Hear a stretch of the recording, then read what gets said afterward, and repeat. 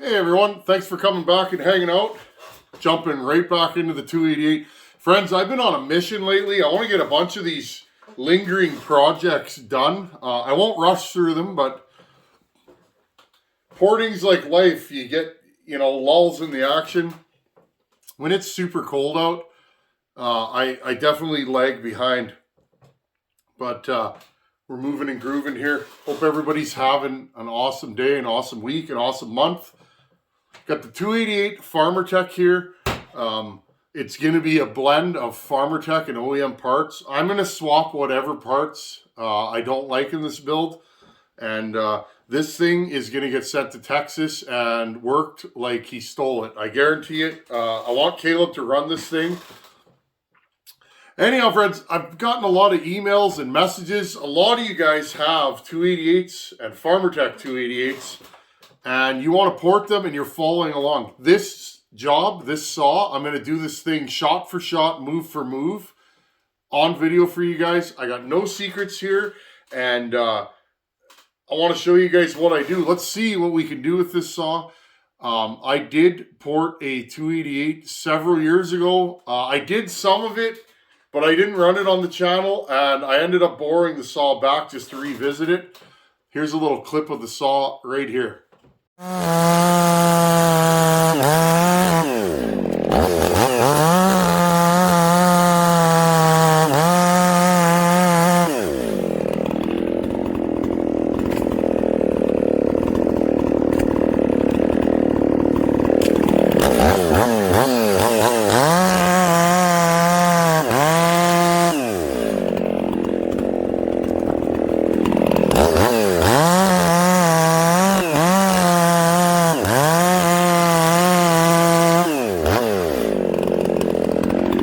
Okay, you guys saw that saw?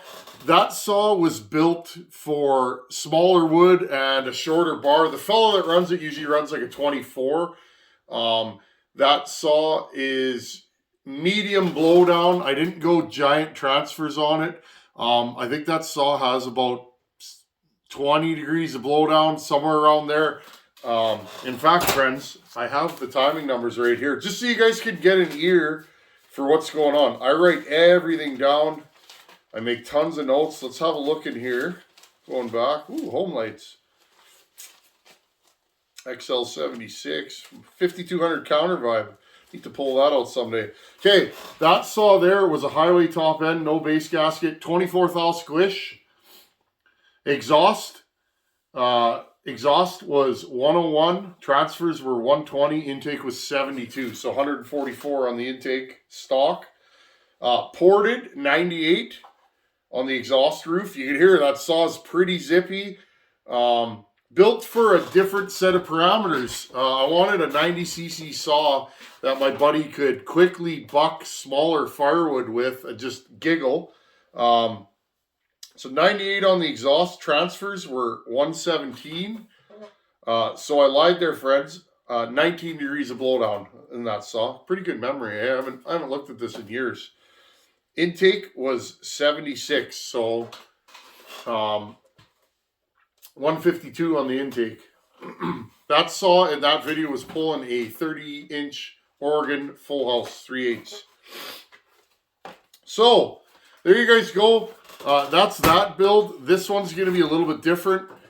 I know Caleb. He's been a buddy of mine for years. I've been dying to get another saw out to him.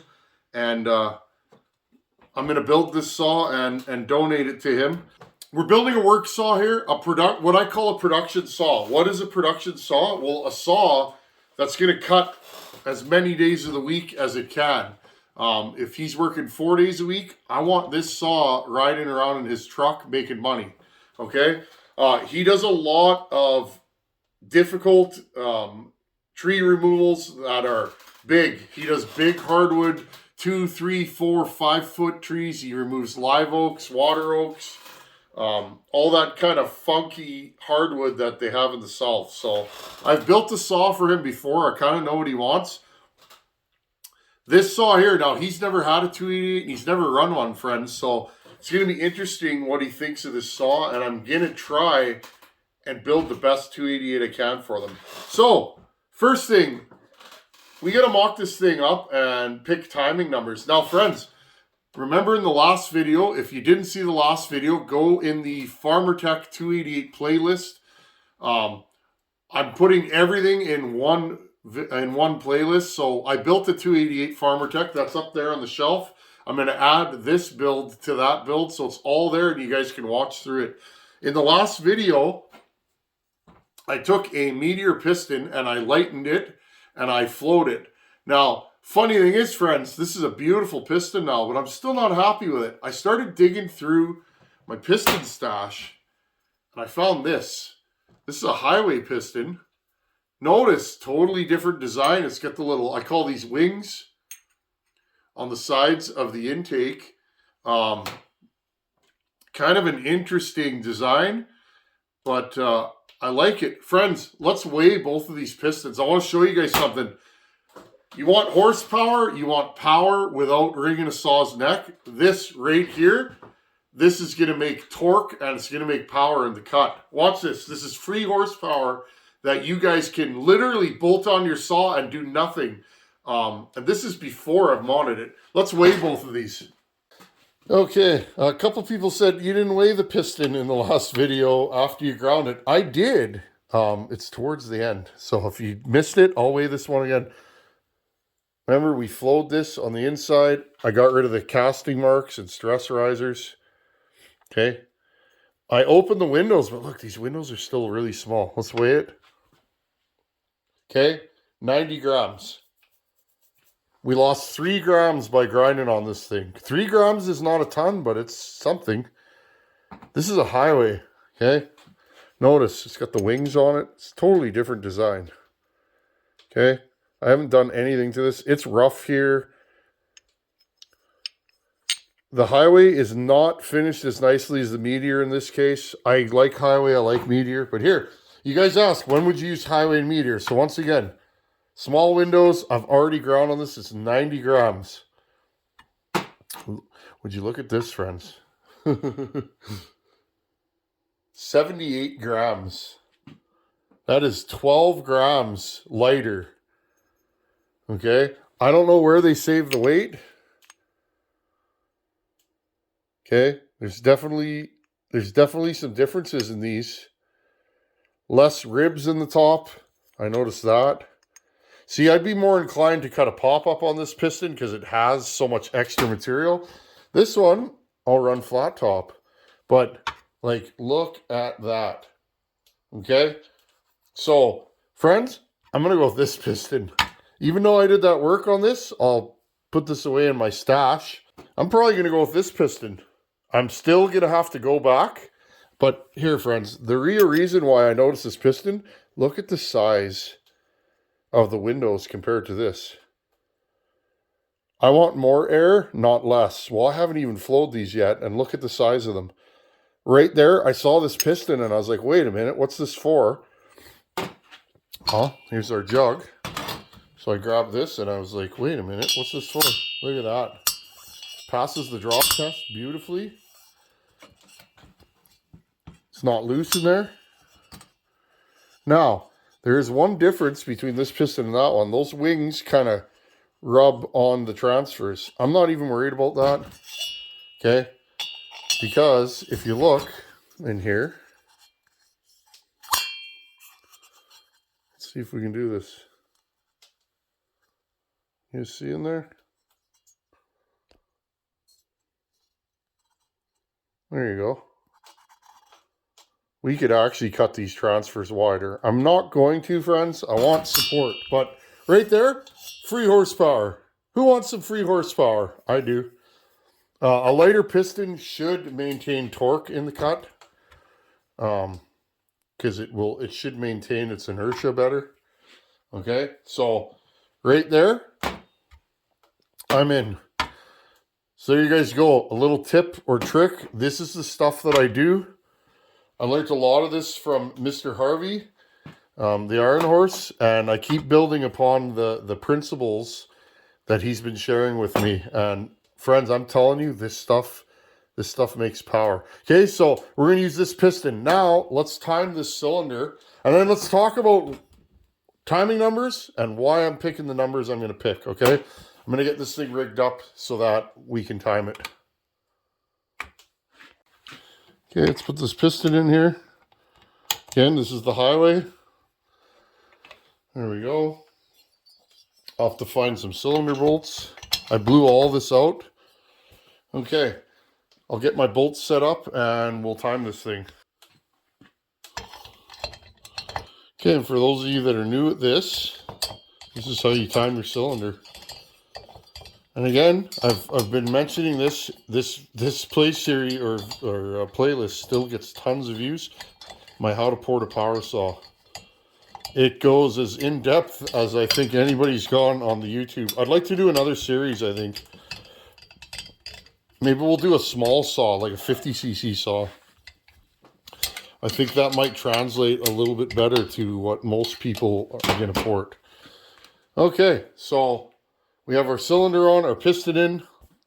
I have a pointer rigged up here. I don't know if that pointer is going to work. Let's bring you guys back here. Timing wheel. I have several of these.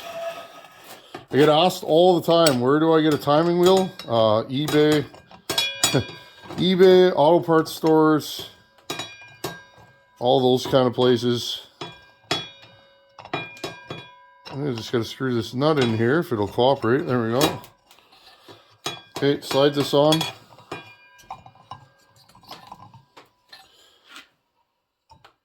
I'm going to watch for this thing to hit bottom dead center right there.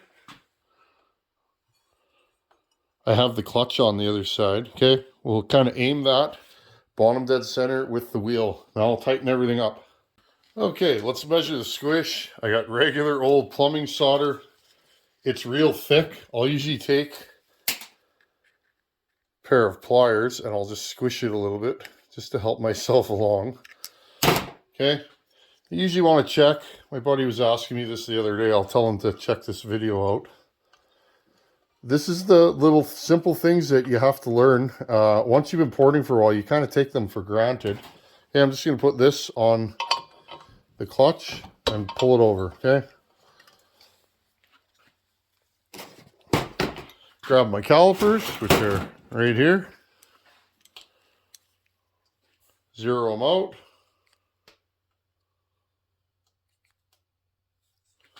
Okay, let's see what we have for squish.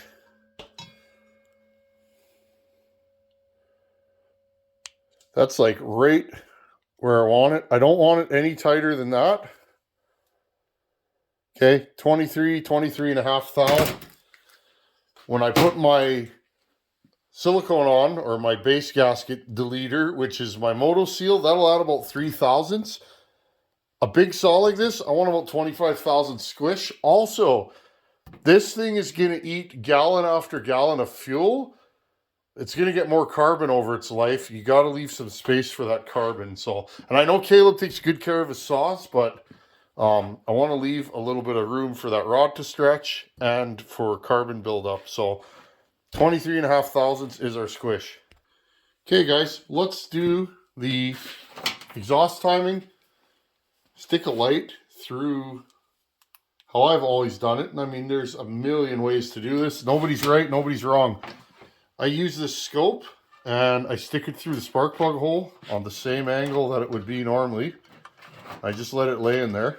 A couple of you guys mentioned to polish my scope so it works better. That is a heck of an idea. Okay, let's spin this around. Okay, we're at top dead center.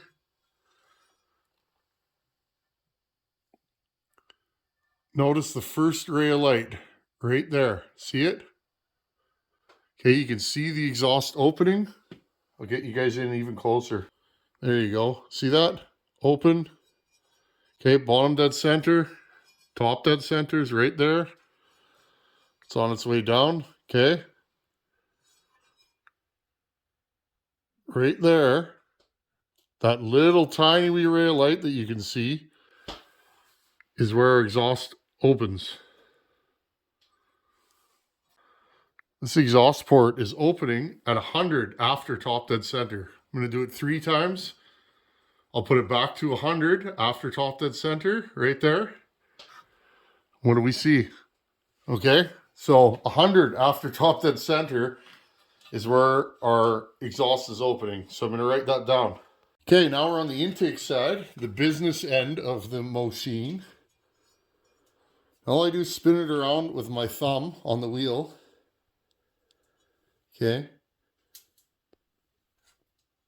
Where does it open? This is all by eye. Right about there. We are at 76. I'll spin it all the way around. Where does it close?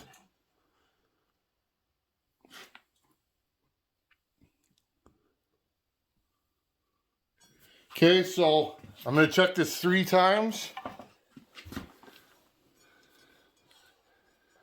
Okay, should be open there. And all I'm doing is reading the wheel to see where it opens.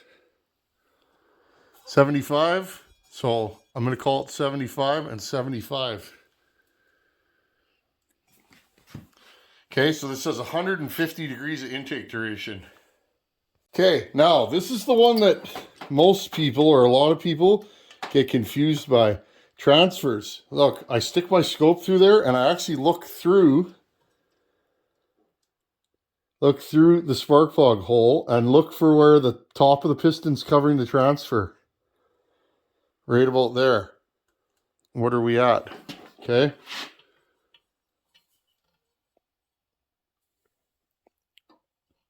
going to say about 120 after top dead center. Okay. Now, how do we know that for sure? Watch this. This is the way I do it. There's no failing if you do it this way. 100% you'll know where your timing is. Okay, undo your couple bolts. I'm going to put my saw at bottom dead center. See, bottom dead center. Pull this up. Now all I'm going to do, I'm going to take a ring.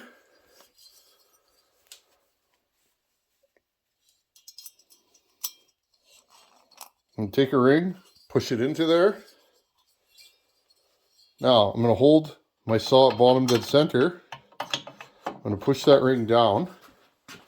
Now I'm going to go like this. I'm going to hold this cylinder down. I'm going to go backwards. Okay, because you can't go up past the transfers to 120. Then I'll go back to bottom dead center. Now look, right here. There you go. Now notice these transfers are pitched up towards the intake side. Do you guys see that? I'm just going to grab a screwdriver here. Notice the back is still slightly closed. There you go. And the front is open. And it's flush on both sides. Check both transfers. It's not too untoward. I've seen it with OEM and aftermarket. Once in a while you'll get a transfer that's wonky. Okay, so 120 after top dead center is where these transfers are. Okay, let's talk about our timing numbers and what I'm going to do with this saw. Okay, I wrote my transfer timing down. Okay, so once again, squish 23 thou. With my gasket maker, my Moto Seal, that'll be 25-26. That's exactly where I want it. Okay, I don't want it too tight. The bigger the saw, the more squish I run. A small saw, I'll go 17. I have personal saws that are 65 cc's that are running ragged edge, like 17, 18 thou.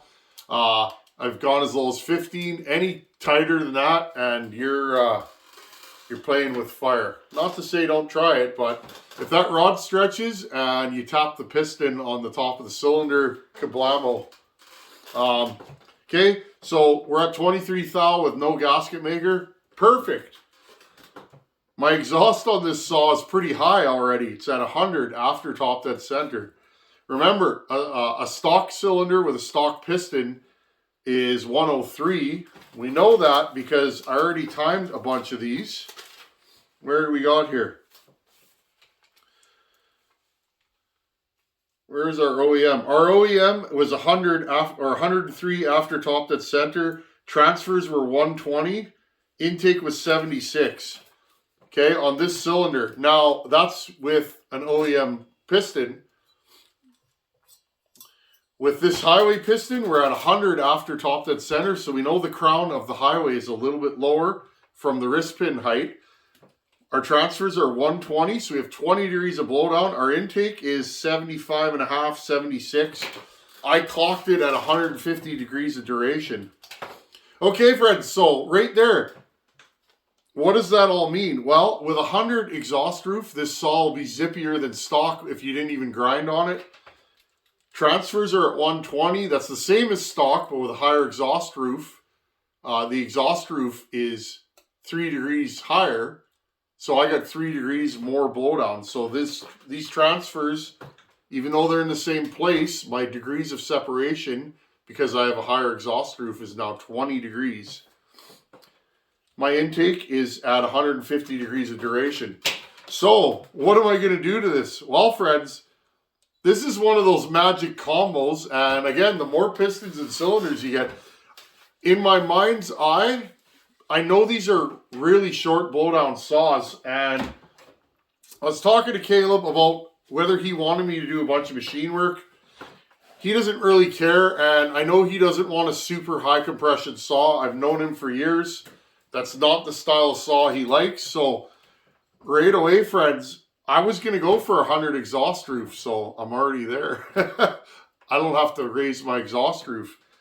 My transfers are at 120. I was hoping to have 20 degrees of blowdown in this saw. Believe me, I'd like 24 or 25, but 26 even. But to do that, I would have to do a whole whack of machine work, cut the combustion chamber and do all that kind of stuff. This is going to be a production work saw. I want simple yet effective power gains. I want this thing to be an animal, but I don't want it to have super high compression. Because again, the guy running it doesn't want that. So that's super important. I like to build a saw for who's running it. And whenever possible, and talk to the person, hey, what kind of saw do you want? The more I do this, friends, the more I want to master all the styles and be able to build the saw exactly to how the cutter wants it. My intake's at 75. I want 152, 154 out of this thing intake. So if I put my intake at 77, so basically grind it 2 degrees lower, bang, I'm right where I want to be. So realistically, friends, so you don't always have to do a bunch of grinding to get a wicked saw. This thing, the way it is now, would be strong, especially with the lower transfers opened. A lighter piston.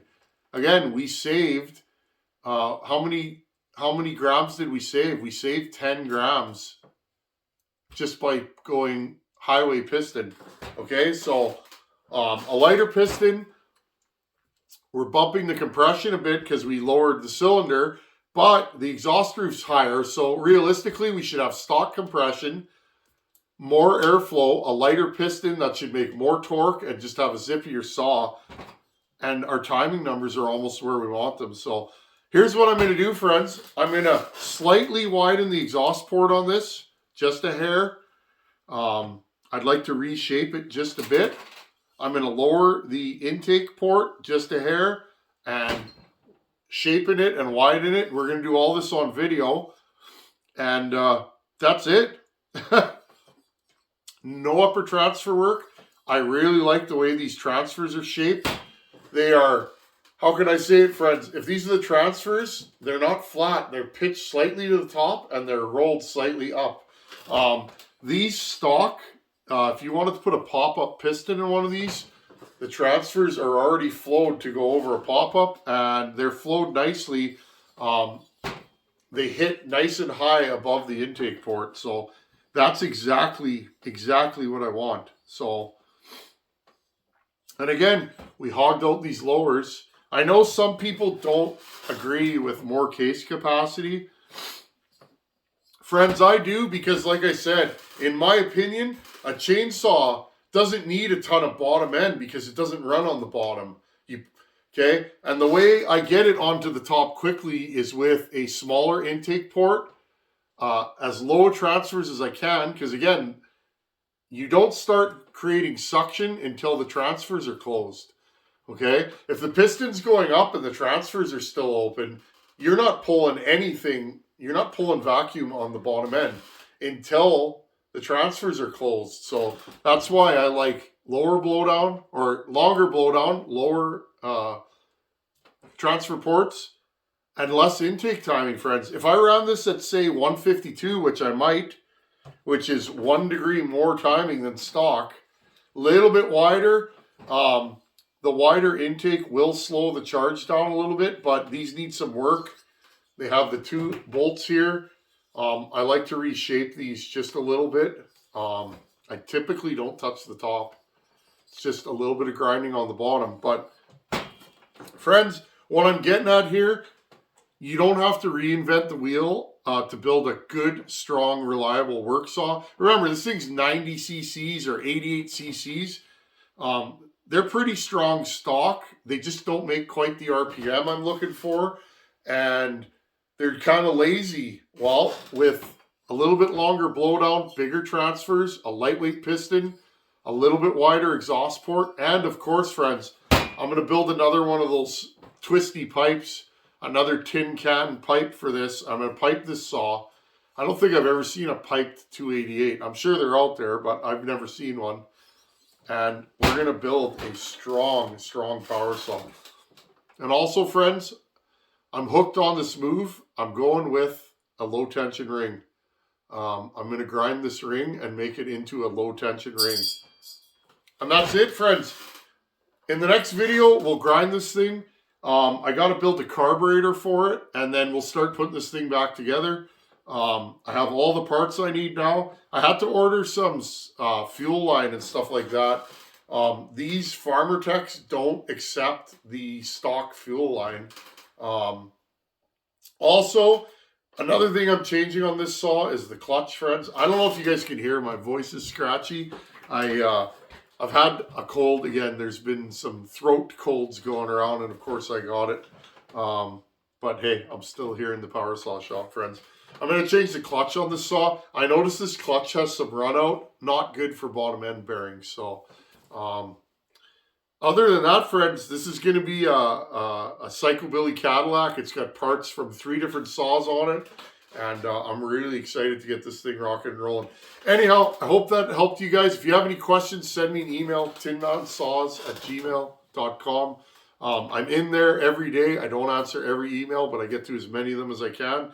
And please, friends, follow this step by step. Try this build, and I think you'll be happy. Even with a stock pipe on this thing or a stock muffler, I think it's going to be a runner. If it's not what I want, friends, I can always raise the exhaust a little bit more. Get me more blowdown and more RPM. But we're going to start with go fast timing moves and go from there. Anyhow, thanks for watching. Take her easy, and we'll hang out in the shop in a day or two. Later.